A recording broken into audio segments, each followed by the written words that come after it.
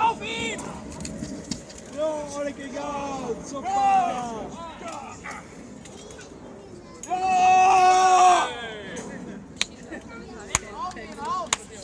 Tatsächlich gelang es, die wiederholten Angriffe der Ayyubiden zu brechen und nach einer sehr aufgeregten Nacht stellten die Kreuzritter erfolgreich fest, dass am nächsten Tag Damiette aufgegeben war und sie zogen in die Befestigungsanlage von Damiette ein.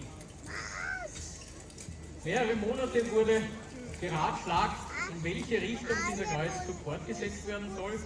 Einige schlugen vor nach Jerusalem, aber letztendlich wurde die Entscheidung getroffen, sich an den ayyubidischen Sultan in Kairo zu richten und den gleichen Weg